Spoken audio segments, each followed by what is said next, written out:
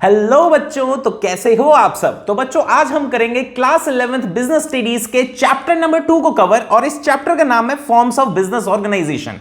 यानी हम इस चैप्टर में देखेंगे कि अगर हमें किसी भी तरीके का बिजनेस आसपास देखने को मिलता है तो वो कितने टाइप्स के हम बिजनेस को खोल सकते हैं। फॉर एग्जाम्पल आपने देखा होगा आपके घर के पास परचून की दुकान भी है, आपके घर के आसपास हो सकता है कोई प्राइवेट कंपनी भी है, हो सकता है आपके घर के आसपास कोई पार्टनरशिप भी है, हो सकता है कोई सोसाइटी देखने को मिल रही है।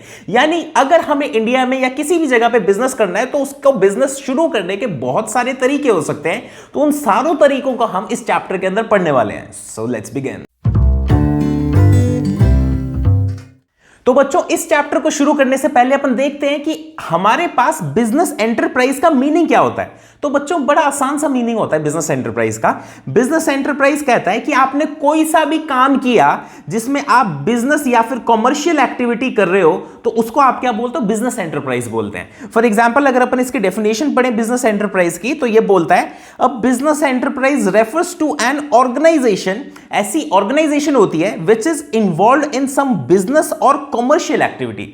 तो यानी एक ऐसी ऑर्गेनाइजेशन या फिर एक ऐसी संस्था जो या तो बिजनेस कर रही है या फिर कॉमर्शियल एक्टिविटी कर रही है। यानी दूसरे शब्दों में अगर मैं बात करूं तो कोई ना कोई ऐसी संस्था जो प्रॉफिट मेकिंग के लिए काम कर रही है तो उसको हम क्या बोलते हैं, उसको हम बोलते हैं बिजनेस एंटरप्राइज। ठीक है, तो आपको पता है कि कितने तरीके के बिजनेस एंटरप्राइज हमें आसपास को देखने को मिलते हैं, वो देखते हैं। तो देखो बच्चों हमारे पास 3 तरीके की बिजनेस एंटरप्राइज हमें आसपास देखने को मिलती है। सबसे पहली होती है प्राइवेट सेक्टर की एंटरप्राइज, दूसरी होती है पब्लिक सेक्टर एंटरप्राइज और तीसरी होती है जॉइंट सेक्टर एंटरप्राइज। इसको समझते हैं। तो देखो बच्चों आप और मुझ जैसे लोग अगर किसी बिजनेस को शुरू करते हैं तो उसे बोला जाता है प्राइवेट सेक्टर एंटरप्राइज। तो यानी ऐसा बिजनेस जिसको कोई भी प्राइवेट एंटिटी शुरू कर रही है उसको हम बोलते हैं प्राइवेट एंटरप्राइज। और आपको पता है कि हम जैसे लोगों का सिर्फ एक ही टारगेट होता है कि प्रॉफिट कमाना है। भाई अगर हमने बिजनेस खोला तो हमें उससे सबसे ज्यादा प्रॉफिट कमाना है। वहीं पे दूसरी तरफ अगर कोई सी गवर्नमेंट यानी सरकार कोई सा बिजनेस शुरू करती है तो उसको हम बोलते हैं पब्लिक सेक्टर एंटरप्राइज। तो हम बोलते हैं कि अगर चाहे तो सेंट्रल गवर्नमेंट या फिर स्टेट गवर्नमेंट या फिर ये दोनों अगर साथ में भी आ सकती हैं। फॉर एग्जांपल हो सकता है कि सेंट्रल गवर्नमेंट अपना अलग बिजनेस कर रही हो, स्टेट गवर्नमेंट अपना अलग बिजनेस कर रही हो और दोनों साथ में आ जाएं, साथ में भी तो आ सकती हैं। तो हमने बोला या फिर सेंट्रल गवर्नमेंट और स्टेट गवर्नमेंट अगर साथ में आ जाती है तो उसको हम क्या बोलते हैं, public sector enterprise. In public sector enterprises का बच्चों मेजर टारगेट होता है कि सोसाइटी की सेवा करनी है। तो इसका टारगेट होता है सर्विस टू सोसाइटी।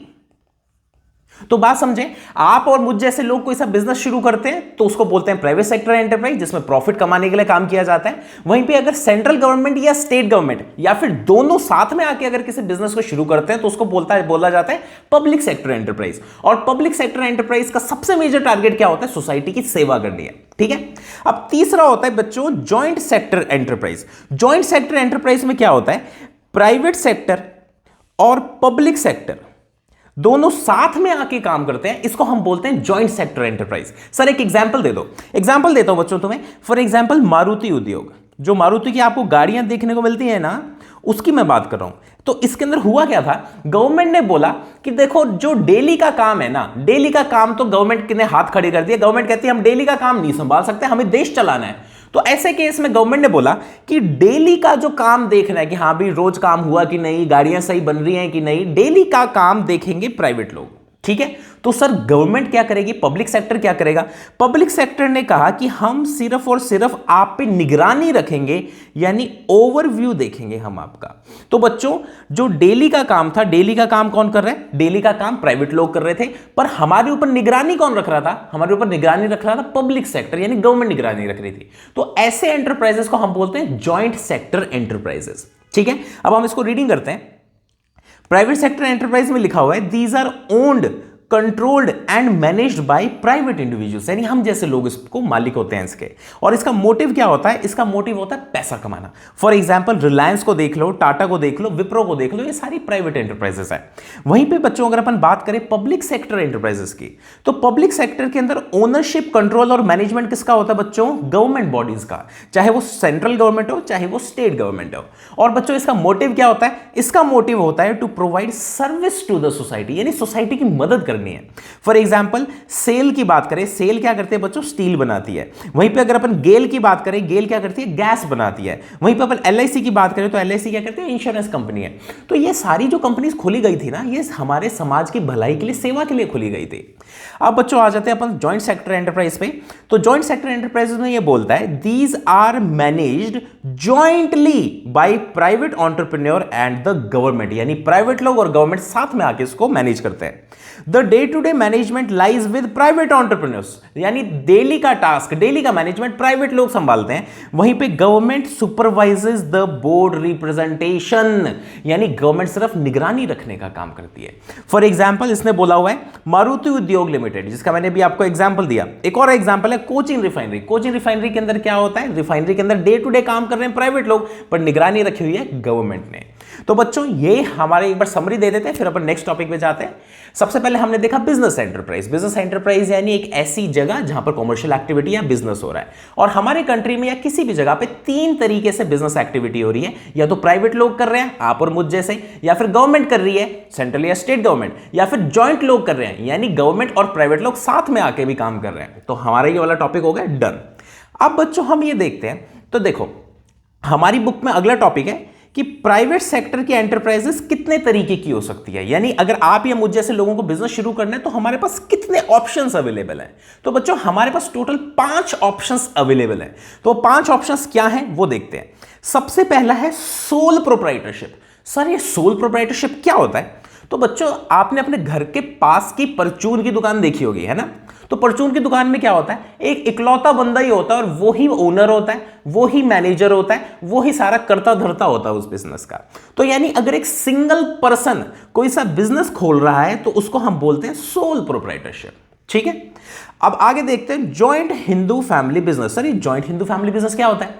तो बच्चों देखो कई बार क्या होता है, कई ना बहुत बड़ी बड़ी हिंदू फैमिलीज होती हैं। फॉर एग्जाम्पल ये दादाजी हैं, दादाजी के पास 3 या 4 बच्चे थे। ठीक है, तो हुआ क्या, ये दादाजी को लगा कि यार जो मेरा खेत है ना, और जो मेरे पास छोटा सा कारखाना है, जो मेरे पास छोटा सा बिजनेस है, क्यों ना ऐसा करूं कि मेरा जो परिवार है हमेशा के लिए इकट्ठा और एक साथ मिलकर रहे। तो दादाजी दिमाग लगा रहे हैं कि मैं ऐसा क्या करूं कि मैं रहूं या ना रहूं पर मेरा परिवार एक साथ इकट्ठा बन के रहे। तो दादाजी ने बोला कि देखो बच्चों, इन्होंने सारे अपने बच्चों को बुलाया और इनको बोला कि ना मैं क्या कर रहा हूं, अपन सबका एक सिंगल ग्रुप बना रहा हूं, यानी एक ना जॉइंट हिंदू फैमिली बना रहा हूं। तो जॉइंट हिंदू फैमिली बनने से क्या होता है बच्चों, इसको हम डिटेल में आगे पढ़ेंगे, पर एक ओवरव्यू ले लो। तो देखो बच्चों, जॉइंट हिंदू फैमिली में वो एक सबसे सीनियर मेल मेंबर होता है जिसके पास कोई ना कोई पुश्तैनी जमीन या कोई जमा पूंजी या कोई पुश्तैनी बिजनेस होता है, यानी पुश्तैनी प्रॉपर्टी होती है। और इसके बेसिस पे ये एक जो फर्म खोलते हैं उसे बोला जाता है जॉइंट हिंदू फैमिली बिजनेस। इसको हम काफी ज्यादा डिटेल के अंदर आगे पढ़ेंगे। मैं वापस से समझा देता हूं जॉइंट हिंदू फैमिली बिजनेस क्या होता है। जॉइंट हिंदू फैमिली बिजनेस में कोई ना कोई पुश्तैनी प्रॉपर्टी या बिजनेस होता है जिसके बेसिस पर आपने एक अपनी फैमिली का ग्रुप बनाया होता है, जिसको बोला जाता है जॉइंट हिंदू फैमिली बिजनेस। अब उसके अगला दिया हुआ है बच्चों पार्टनरशिप। पार्टनरशिप क्या होती है, जब भी 2 या 2 से ज्यादा लोग साथ में आकर बिजनेस करते हैं उसको बोला जाता है पार्टनरशिप। तो पार्टनरशिप में क्या होता है बच्चों, 2 या 2 से ज्यादा कितने भी लोग हो सकते हैं, 2 या 2 से ज्यादा लोग जब साथ में आके बिजनेस करते हैं उसको बोला जाता है पार्टनरशिप। तो बच्चों अगला है हमारा कोऑपरेटिव सोसाइटी। कोऑपरेटिव सोसाइटी में क्या होता है, कुछ लोग साथ में आते हैं। से फॉर एग्जांपल ये ए है, ये बी है, ये सी है, ये डी है, 4 लोग साथ में आए। इन्होंने बोला कि यार इस दुनिया में दुख दर्द बहुत है, जो प्रॉपर्टी के रेट है ये बहुत ज्यादा हो रही है। तो ऐसे केस में इन्होंने सोचा यार अपन को दिमाग लगाना पड़ेगा। तो बच्चों हुआ क्या, इन चारों लोगों ने क्या किया, अपने एक ग्रुप बना लिया। ठीक है, इन चारों लोगों ने ग्रुप बना लिया। ठीक है जी, ग्रुप बन गया। अब इन चारों ने अपने पैसा इकट्ठा किया और एक जमीन खरीदी और उस जमीन पे अपने प्लॉट काटने शुरू कर दिए। इनका मोटिव यहां पर पैसा कमाना नहीं था, इनका सिर्फ इतना सा मोटिव था कि ये जो 4 लोग हैं ना, इन चारों लोगों का किसी ना किसी तरीके से सस्ते में मकान मिल जाए, इन चारों लोगों का फायदा हो जाए। तो ठीक है, कोऑपरेटिव सोसाइटीज को हम डिटेल में आगे भी पढ़ेंगे, पर एक इसका ओवरव्यू समझो बच्चों। कोऑपरेटिव सोसाइटी का मतलब होता है कोई भी ऐसा ग्रुप जो प्रॉफिट कमाने के लिए साथ में नहीं आया, बट इंस्टेड वो अपने मेंबर्स की भलाई करने के लिए साथ में आया। ऐसे ग्रुप को हम बोलते हैं कोऑपरेटिव सोसाइटी। ठीक है जी। अब हमारा फाइनल है कंपनी। कंपनी क्या होती है? कंपनी एक बहुत ही लार्ज बिजनेस ऑर्गेनाइजेशन होता है जो बहुत ही लार्ज स्केल पे काम करता है, इसके शेयर्स भी होते हैं और बहुत सारा इसके अंदर तामझाम होता है, तो इसको हम बोलते हैं कंपनी। अभी मैं आपको सिर्फ इन पांचों चीजों का ओवरव्यू दे रहा हूं, इस आने वाले चैप्टर के अंदर हम इन पांचों को बहुत ही डिटेल में समझेंगे और ज्यादा क्लैरिटी मिल जाएगी। वापस से एक बार ओवरव्यू समझो। एक सिंगल बंदे ने अपना बिजनेस शुरू किया, सोल प्रोप्राइटर। एक हिंदू फैमिली ने जॉइंटली अपना बिजनेस शुरू किया, जिनके पास एक पुश्तैनी प्रॉपर्टी या पुश्तैनी मकान या पुश्तैनी बिजनेस था, तो वो हो गया हिंदू फैमिली बिजनेस। कोई भी दो या दो से ज्यादा लोग साथ में आके बिजनेस कर रहे हैं, उसे हम बोलते हैं पार्टनरशिप। कुछ लोग साथ में आए जिन्होंने प्रॉफिट नहीं कमाना, बस उनका मुद्दा है कि हमें सस्ते में चीज मिल जाए, हमारा शोषण रुक जाए, जो हमारे साथ हैरेसमेंट होता है हैरेसमेंट रुक जाए, तो उन्होंने जो साथ में मिलकर बिजनेस शुरू किया उसको बोला जाता है कोऑपरेटिव सोसाइटी। वहीं पे हमारा फाइनली है कंपनी। कंपनी के अंदर क्या होता है? कंपनी के अंदर शेयर्स होते हैं और बहुत ही ज्यादा तामझाम होता है। जब आपको लार्ज स्केल पे बिजनेस करना है तब आप कंपनी फॉर्म ऑफ बिजनेस पे जाते हो। ठीक है बच्चों, अब अपन एक बार सोल प्रोप्राइटरशिप की डेफिनेशन पढ़ के देख लेते हैं।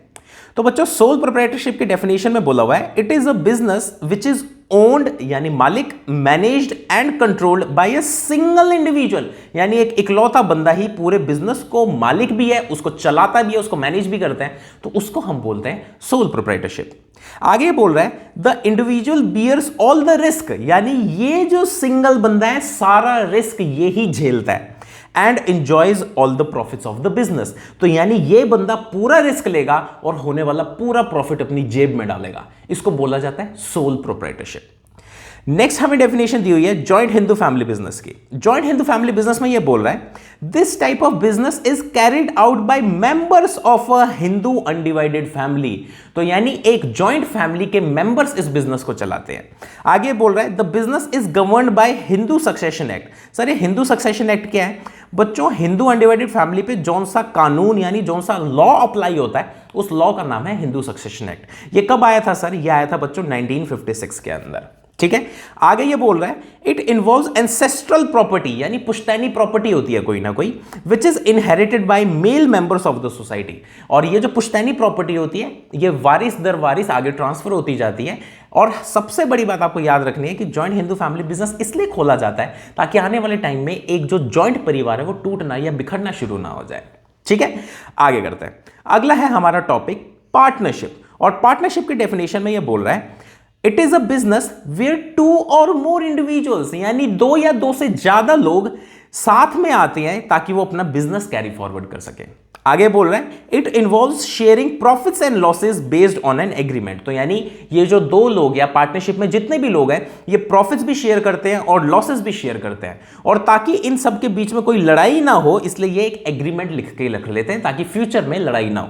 क्या सर ये एग्रीमेंट करना कंपलसरी है? नो बच्चों, एग्रीमेंट करना कंपलसरी नहीं है। ये आप क्लास 12th की अकाउंट्स में समझोगे कि इस एग्रीमेंट के होने और ना होने से क्या फायदा होता है, क्या नुकसान होता है। पर अभी के लिए आप इतना याद रखो कि जब प्रॉफिट या लॉस शेयर करने के लिए दो या दो से ज्यादा बंदे साथ में आते हैं उसको हम पार्टनरशिप बोलते हैं। अगला है बच्चों कोऑपरेटिव सोसाइटीज। कोऑपरेटिव सोसाइटी की डेफिनेशन में ये बोल रहा है a cooperative society is a voluntary association. Voluntary association मतलब जोर जबरदस्ती किसी से नहीं करी, जबरदस्ती किसी से नहीं करी, सब लोग अपनी मर्जी से साथ में आए हैं। तो a cooperative society is a voluntary association of persons who join together, जो साथ में आए for mutual help and collective benefit of their member, जो साथ में आए ताकि आपस में एक दूसरे का भलाई कर सकें। तो मैंने लिखा यहां पे एक बार जबरदस्ती नहीं है। ठीक है, आगे अगली लाइन पढ़ते हैं। The main goal of this organization is to provide services to its members, तो यानी अपने जितने भी लोग हैं, सदस्य हैं, सदस्यों को सर्विसेज दो। प्रॉफिट कमाने के लिए ये साथ में नहीं आते, इसको हम बोलते हैं कोऑपरेटिव सोसाइटी। अब बच्चों हम आगे कंपनी फॉर्म पे कंपनी की डेफिनेशन पढ़ लेते हैं। A company is a business organization that is a separate legal entity from its owners. Sir ये लाइन समझा दो। ठीक है जी, तो हम जो वर्ड समझने वाले हैं वो है सेपरेट लीगल एंटिटी। तो बच्चों देखो होता क्या है कि ये कंपनी के ओनर हैं, ठीक है, ये 4-5 मैंने ओनर बना दिए और ये कंपनी है। तो होता क्या है, कानून की नजरों के अंदर कंपनी के ओनर अलग हैं और कंपनी अलग है। फॉर एग्जाम्पल मान लो कंपनी ने कोई सा फ्रॉड किया, ठीक है, तो इसका मतलब यह नहीं है बिल्कुल भी कि इन लोगों ने कोई फ्रॉड किया है। कहने का मतलब कंपनी का जितना भी मामला होगा वो अलग माना जाएगा कानून की नजरों में, और जो ओनर है ओनर को अलग माना जाएगा कानून की नजरों में। तो इसका मतलब यह है कि आप इन दोनों को सेम नहीं मान सकते, ठीक है जी। तो इसका मतलब होता है सेपरेट लीगल एंटिटी। बड़े आसान शब्दों में बस इतना याद रखो, धीरे धीरे आपके कंसेप्ट बनने लग जाएंगे। सेपरेट लीगल एंटिटी को आसान शब्दों में हम ये बोलते हैं कि कंपनी अलग है मेरी और मैं मालिक अलग हूं। फॉर एग्जांपल, ये जो मेरा बिजनेस है प्रागेश पाठशाला अलग है, इसके लफड़े इसके मुद्दे अलग हैं और मैं अलग हूं, मेरे मुद्दे अलग हैं, तो आप इन दोनों को ज्वाइन नहीं कर सकते, ठीक है जी। तो इसको बोला जाता है सेपरेट लीगल एंटिटी। तो ये बोल रहे हैं a business organization that is a separate legal entity from its owners, यानी ओनर्स अलग है और कंपनी अलग है, इसको हम बोलते हैं कंपनी। आगे कह रहे हैं it can be private company और a public company. Private company और पब्लिक कंपनी को हम आने वाली क्लासेस में कवर करेंगे। बस आप इसको इतना समझो कि जब थोड़े से लोग साथ में आते हैं उसे हम बोलते हैं प्राइवेट कंपनी, पर जब आम जनता, आप और मुझ जैसी जनता भी उस कंपनी के ओनर बन सकती है, उसे बोला जाता है पब्लिक कंपनी। तो यानी जिस टाइम आम जनता भी साथ में आ सकती है, ओनर बन सकती है, तो उसे बोला जाता है पब्लिक कंपनी।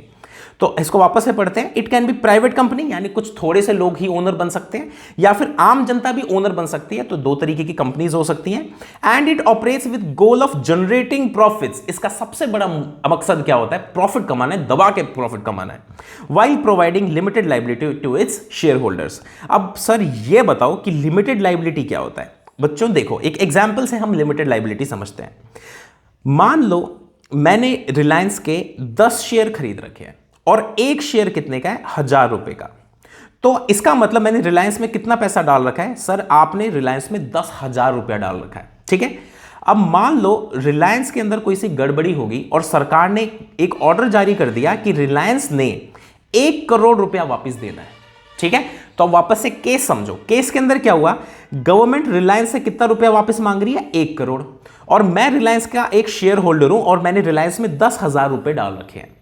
तो अब लिमिटेड लायबिलिटी होने का फायदा क्या होता है कि जब सरकार मेरे से रुपए मैक्सिमम पता है कितने मांग सकती है? सिर्फ और सिर्फ 10,000 रुपए मैक्सिमम मांग सकती है। जबकि आप सोच के देखो, रिलायंस के ऊपर कर्ज कितने का है, लफड़ा कितने का? 1 करोड़ का, पर मैं कितने का शेयर्स होल्ड करता हूं? 10,000 रुपीज के। तो इसका मतलब गवर्नमेंट कितना भी जोड़ लगा ले, मुझसे वो मैक्सिमम 1 करोड़ का लफड़ा होने के बावजूद मैक्सिमम सिर्फ 10,000 रुपए मांग सकती है। तो आप अगर सोच के देखो तो आपको पता लग रहा है कि मेरी जितनी भी लायबिलिटी है मैक्सिमम टू मैक्सिमम 10,000 रुपए की है, इससे 1 रुपया की भी ज्यादा की मेरे को टेंशन लेने की जरूरत नहीं है। तो इसीलिए इसको बोला जाता है it is a limited liability. Limited liability का अब आसान शब्दों में मतलब समझो। लिमिटेड लायबिलिटी का मतलब होता है जितना भी मेरे को पैसा देना पड़ सकता है उसके ऊपर कोई लिमिट है। तो इस केस में हमारे ऊपर कितनी लिमिट है? मैक्सिमम 10,000 रुपए की लिमिट है। 10,000 रुपए से 1 भी रुपया एक्स्ट्रा देने की जरूरत नहीं है। बात समझ में आई? तो बच्चों ये हमने ओवरव्यू किया है टोटल 5 हमारी बिजनेस ऑर्गेनाइजेशंस का। आने वाले चैप्टर में हम इन 5 बिजनेस ऑर्गेनाइजेशंस को और ज्यादा डिटेल में पढ़ेंगे। तो मिलते हैं नेक्स्ट वीडियो में, तब तक के लिए बाय बाय।